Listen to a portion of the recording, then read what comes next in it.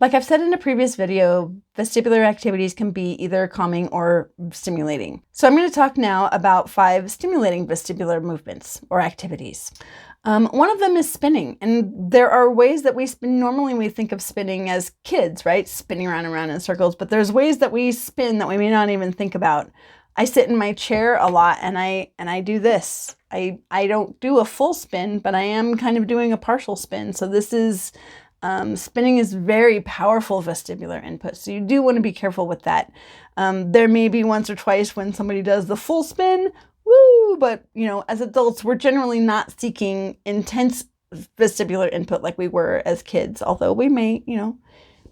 Cartwheels don't sound nearly as enticing as they did when we were 10.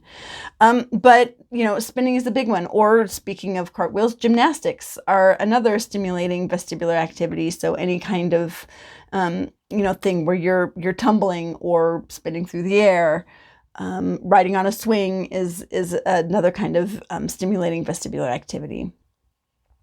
Running, jumping. Boy, these are a bunch, so I guess these are more than 5. So running is also vestibular activity.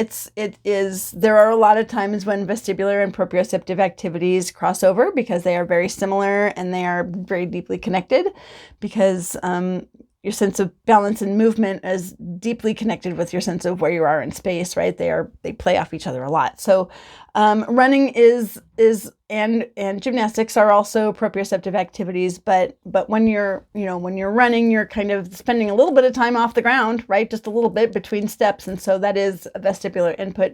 Remaining upright as you are running is vestibular input, and it's very stimulating. The same thing with jumping or dancing.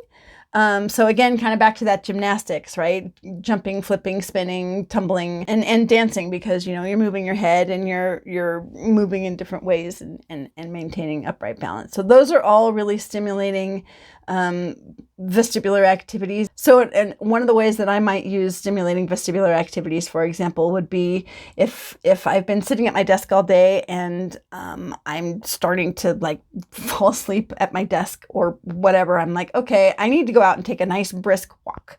What I used to say was I need to get the blood running through my body again. But now what I realize, now that I recognize that these are vestibular and proprioceptive activities, I'm like, okay, I need movement. I need to get out and move my body. That's what I need.